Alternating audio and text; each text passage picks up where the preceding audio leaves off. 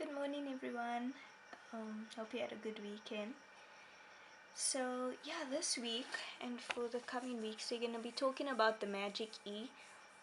Some people call it the bossy E, and there's a reason why they call it the bossy E or the magic E. Perhaps the bossy E is a better word because this is what the magic E does, right? It forces the vowel to change its sound. And I put this cool smiley face. It's like a sneaky face because we have the normal sound of your vowels, but as soon as you add the silent E in it, it's also called the silent E because you don't say it when you write it down.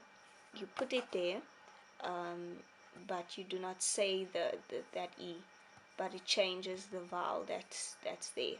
Okay, so that's why it's called the bossy E or the magic E or the silent E, and it sort of sneaks up on you and does a whole change.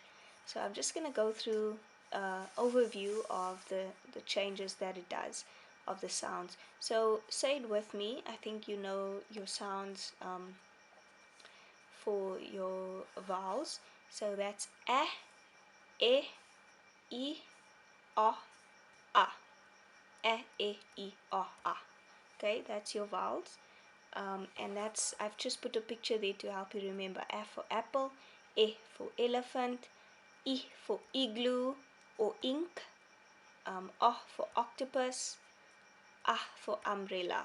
Okay, so but now when we have the bossy E or the magic E or the silent E, it's usually at the end of the word. Um, it's usually at the end of the word, like this word, and it has a vowel and then a letter in between. So for today, our one is gonna be a, and then a consonant letter, and the silent E or the magic E. Okay, for today we'll just call it the magic E. So you'll find a word like this where it has the vowel and then the magic E at the end and another letter in between, okay, which is not a vowel. And then we'll also have the other letters, which is like this. All of these ones, we'll look at them this week. I'm sorry, not this week, in this coming weeks. And yeah, so that's how they look. And when you write them, you don't say them, although you write them down there. So that's the important thing to remember. So when they're there, so for today, this week, we're going to be doing this one. This silent E changes the sound of this vowel. So when you see the silent E at the end, and you see there's a vowel and one letter in between, okay, just remember that this sound is no longer a for apple. So this sound is not an A for apple anymore because the bossy E is there and it's forcing this A to change the sound. And the sound that it changes it to is the sound A. Just like in the word day. That's why I put it there and I underlined that part there. So A, A. So when there's a bossy E there, it changes the sound, and that is no more it's now a sound, a. So for example, we're gonna do a word today, and I've already written it down, but you look at it. So let's say I have this word, mad, okay, d. So there, can you hear the sound? D. Right? But now as soon as I put the silent E word,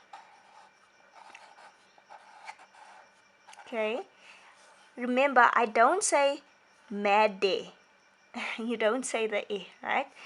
Now when I see there's a bossy E or a silent E, I must remember that this sound is going to change. So when I read it, I need to say the sound A. So I'll say aid. And remember, you don't say that one because it's a silent E. So when I say it, it's like this. Aid. Made. And that's how you figure out how the word is spelled and sounds like. Okay, so same as with all these other vowels, they change to a different sound when there's a silent E. So for E, it's no longer E for elephant, but it becomes E. And this word is even. I've put down even numbers 2, 4, 6, 8. 2, 4, 6, 8. Those are even numbers, and that's the word even. So if you can just remember E, E. So E to E, E to E, and A to A, A to A.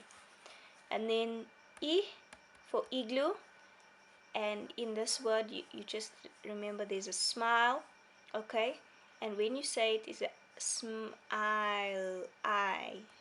So E to I, E to I, okay? And then octopus, and it will change to O, as in whole, O, whole, and there's a hole, right? So O, O, and then it's an umbrella, and huge, this word is huge, so okay, you can't say you, so huge, or cute. Another bit, maybe I should put another word to help us say it a bit better, which is cute. All right, cute. Ooh, it's like a ooh sound. So ooh, ooh, ooh. So that is our sounds for the magic E. And for this week, we're gonna be doing this one with the A that changes to the A sound. Okay, so those words like that. I'm going to look at that page, and we're going to look at them together. So here I've given some words, and these words here are actually interesting because these are normal words that have the sound, and you can change them when you put the bossy E, and it makes a different word. So the first one I gave you was mad. That's a word, mad, when you're angry. But if you put the bossy E, it actually makes the word made.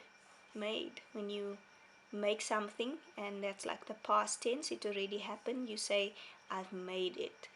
Okay, so I've put down some of these words that are like that when you put the bossy E, but not all words. Like you can't just take any short word and put a bossy E, or take the bossy E away and it makes a word. For example, this one is one of them, frame. Like if I take away the bossy E, fram, and I say fram, there's no such a word as fram. Okay, if I do this one, tap, there is such a word as tap. Okay, and if I do this one, cack, there's no such a word as that. So not all words are like this, but I have put down the ones that are like that so that you can learn them and know them. Alright, so let's just go through them. So here we have cap, okay, and if you put bossy E, it changes it to k, a. Remember that sound changes now, ape, cape, a cape. So a cape is like what Superman wears around his neck, and it's the red cape that goes around his neck. Okay, and then that I made a mistake there. That's actually supposed to be hat. Okay, hat. And if you put the bossy E, it becomes hate, hate. When you don't love somebody, they say you hate somebody, okay? Which is not good, but yes, that's a word.